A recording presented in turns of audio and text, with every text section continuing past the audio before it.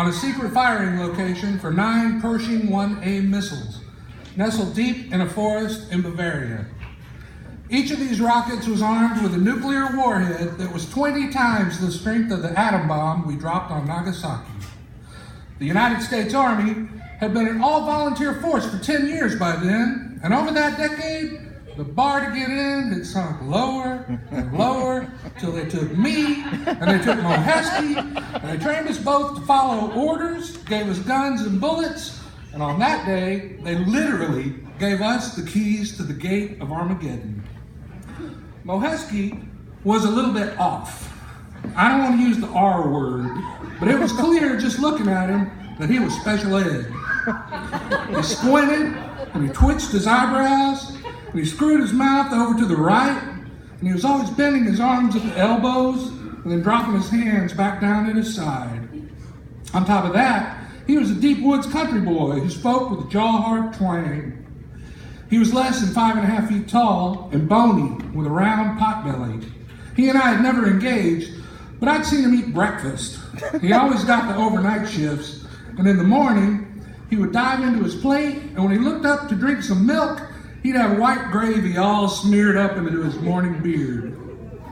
The guard shack and gate were about 80 yards from the other buildings, with clear sightlines all around, and we did not get much traffic.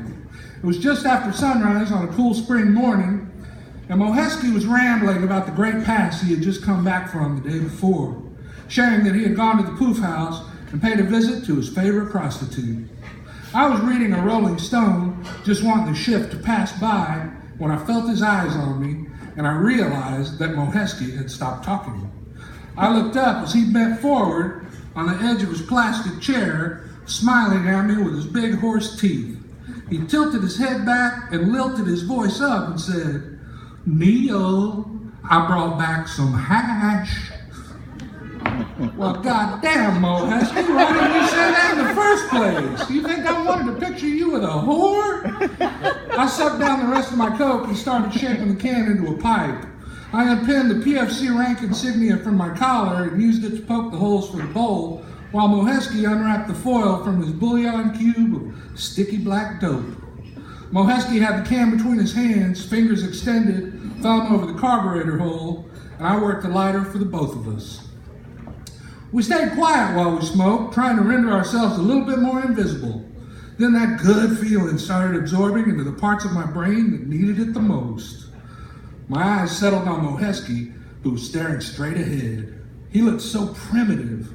His hair was either plastered down where his helmet rubbed it flat, or it was standing up wild from his scalp. I imagined him into being a caveman, wrapped up in a cheetah skin. And even in my head, MOHESKI was still wearing his highly spit-shine jump boots. They had thick soles and stacked heels that lifted him up at least 2 inches taller than he was made. His uniform, his shave, his haircut, everything about him was constantly disheveled or out of regs, but his boots always shined like jet black glass. I was thinking that MOHESKI's childhood was filled with special ed classes and speech therapy, and I wondered if he'd ever been on stage in a telethon, and I presume there was probably some abuse somewhere back there. I suppose he fell through the cracks of whatever hick town school system social services were around, wherever he came from, and he landed here in this guard shack with me, dressed up like a caveman in shiny boots. Then MOHESKI turned and faced me. His blank, heavy eyes made me think that he'd been reading my mind, and I hoped I had not offended him. But more than that, I feared he might actually fight like a caveman. Then MOHESKI's eyes blossomed, seeing me as if he had forgotten I was there. His cheeks rose up to show off that giant smile, and he said, "God damn, Neill, I am wired for sound." I burst out laughing, and MOHESKI joined me, and we laughed until we were teary-eyed and breathless. When that wave broke, he said it again, "Wired for sound!" And we just fell into each other, banging our shoulders and heads together. We deflated to happy and numb-faced, and MOHESKI placed the can on the concrete floor. He stood up and focused on it for a few seconds, then brought his boot heel down directly onto it, smashing it into a perfect puck. He squatted down like the caveman he was and picked up his work. He turned it over in his hands and smiled. I said, "Those boots are badass, MOHESKI." He said, "Yeah." He palmed the can and walked out the door with his helmet on. The site was surrounded by a 12-foot chain-link fence, and on top of that was a 6-foot hedge of razor wire that was so dense and sharp that when the sun hit it, it lost all of its edges to become a blinding silver glow. His head was bent back, and he was looking up at the top of the tall pines that cradled us. He took a quick look both ways, then hurled the tiny disc high up and over the fence, and it landed just out of sight in the trees on the other side. I dragged both chairs outside onto the porch and lit a couple of cigarettes, and I fanned my magazine around the shack to fluff out the smell. MOHESKI just stood there, looking up at the top of the tree line.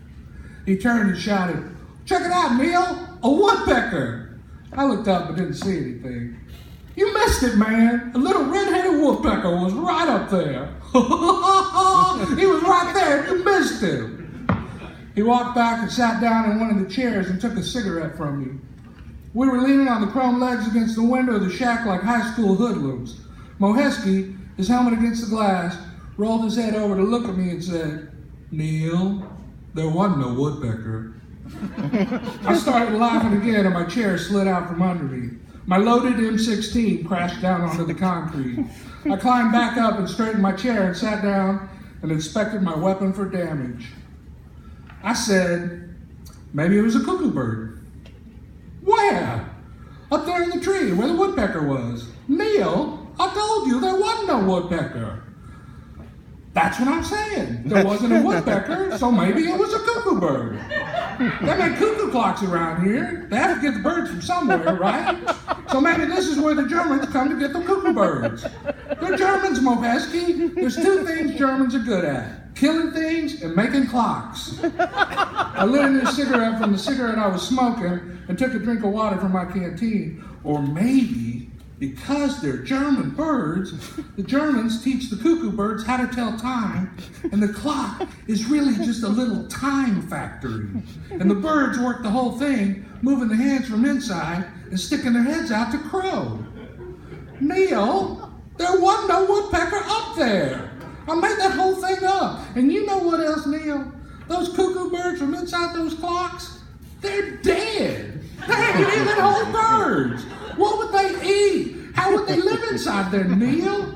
"They don't, MOHESKI. They don't live. I'll tell you what, when you go on your next pass, you go buy a cuckoo clock and you send it to your mama in the mail.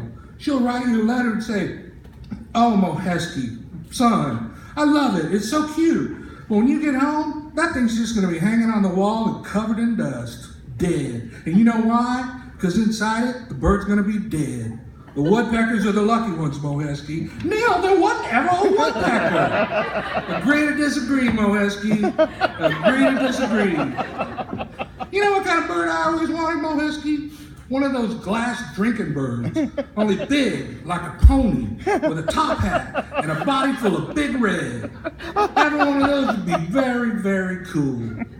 "Well, what would you do with it, Neil?" "I just sit and stare at it like I do all this shit around here." "Not me, Neil." MOHESKI started rocking back and forth in his chair. "I'd ride me that motherfucker like I was in a drinking bird rodeo."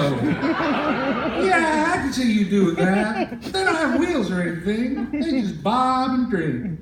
Bob and drink." "Neil, you ever seen that Swiss Family Robinson? I bet you I could even get a drinking bird to start running if I spurred him hard enough." "But if you spurred him too hard, you'd break him, and then you'd get Big Red all over those badass boots." "You're right, Neil," he said, looking down, "and I'd fall straight down into a bunch of broken glass." "Yeah, but I bet you'd be able to save the head." "Oh, yeah, I would, Neil. Yeah, I'd save that head." "And then you'd have a hat. A cool-ass drinking bird top hat. Everybody'd say, 'Where'd you get that hat, MOHESKI? You look so handsome and dashing in it.' And you could look them straight in the eye and say, 'Well, it all started with a woodpecker.' There wasn't even there, Neil. There wasn't even there, MOHESKI. Shit, Neil. I am wired for sound."